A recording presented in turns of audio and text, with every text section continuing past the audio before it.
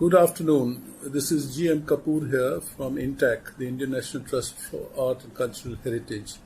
I've been requested by the Indian Museum to speak on heritage. I'd like to mention first, what is heritage? So, as per our understanding, heritage is our inheritance, our legacy bequeathed to us by our ancestors to be handed over to our coming generations in better condition than what we received it in. Heritage is both tangible and intangible. As the name implies, tangible heritage includes our built heritage as well as material and art heritage, and intangible heritage includes our cultural heritage such as oral traditions, art forms, performing arts, etc.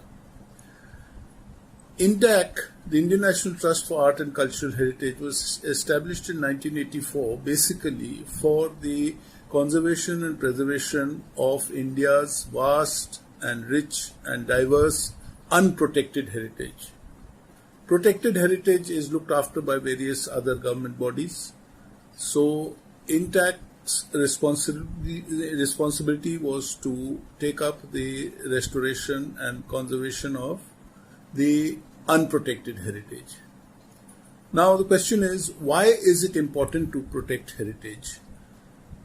Heritage, whether intangible or tangible, is our history.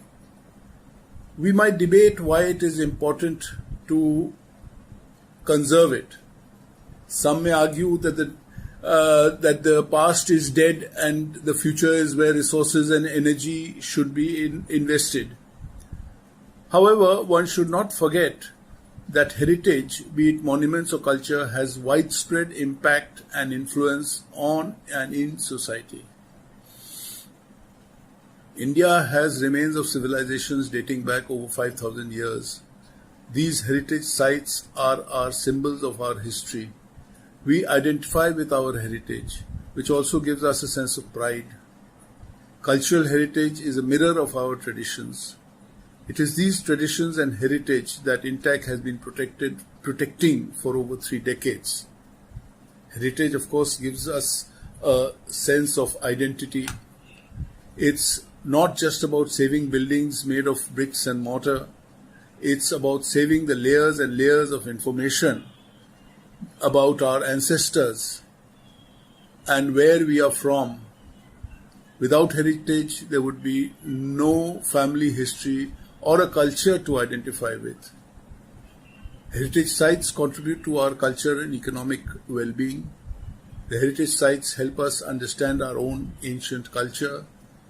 Heritage tourism is huge and helps drive the economy of several communities. This also helps people from other parts of the world understand and learn from our culture.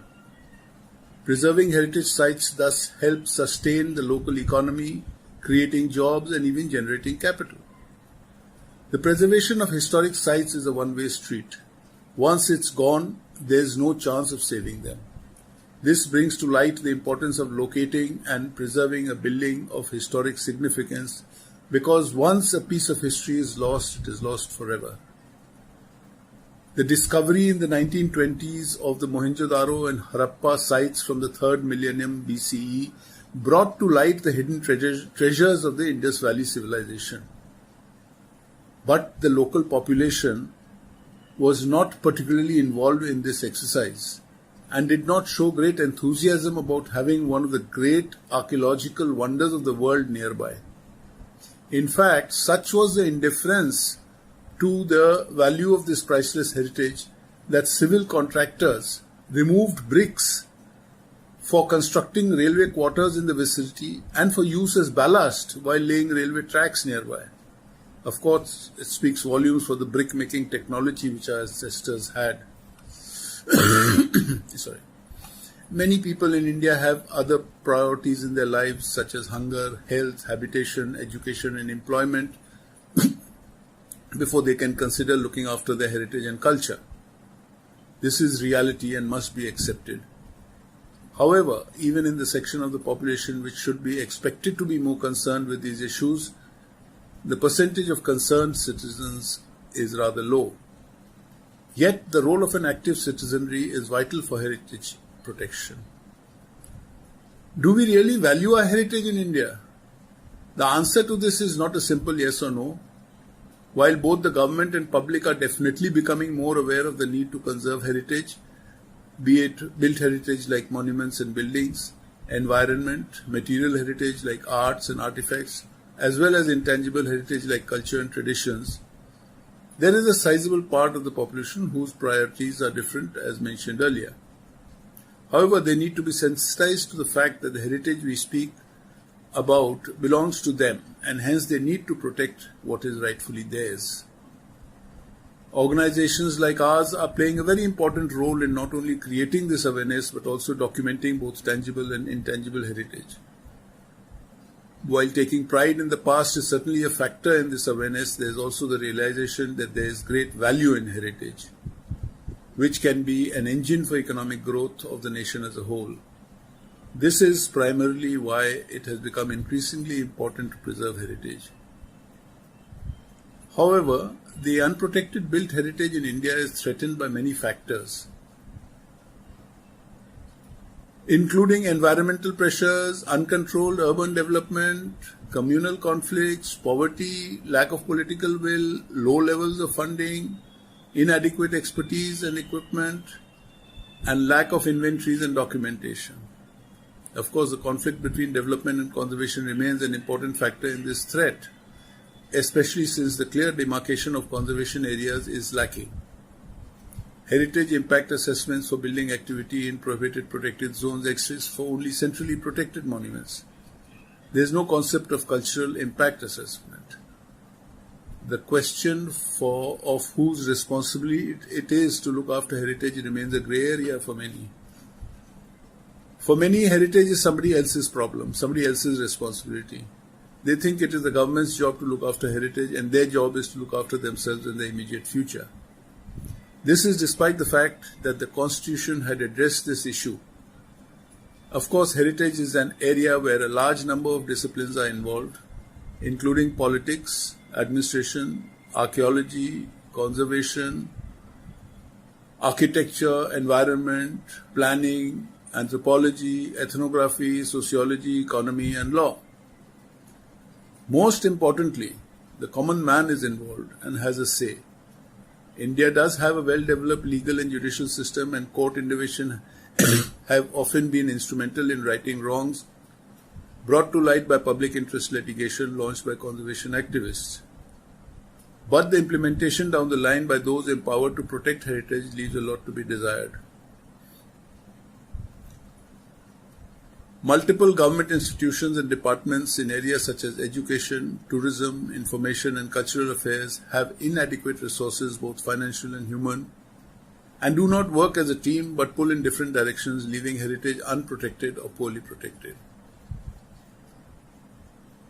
I like to mention about our constitution. At the conclusion of making India's constitution, retired Supreme Court of India Justice Hansraj Khanna wrote, "If the Indian constitution is our heritage bequeathed to us by our founding fathers, no less are we, the people of India, the trustees and custodians of the values which pulsate within its provisions. A constitution is not a parchment of paper, it is a way of life and has to be lived up to. The founding fathers of the country recognized the importance of preserving India's rich and diverse heritage, which is why this aspect was enshrined in the Indian Constitution, promulgated on 26 January 1950. Among other duties for Indian citizens, Section 51A lays down the following: to value and preserve the rich heritage of our composite culture, to protect and improve the natural environment, including forests, lakes, rivers, and wildlife, and to have compassion for living creatures. While the founding fathers of the nation had taken into consideration the richness and diversity of our culture, over the years, in spite of a plethora of laws in place, we have not done justice to our duties as citizens because of various factors. It is my request that all of those interested in heritage should carry this message to one and all, that it is our bounden duty, our constitutional duty to protect our heritage, which is, after all, something which belongs to us, which we must preserve in good shape and hand it over to our coming generations in better shape than what we received. Thank you.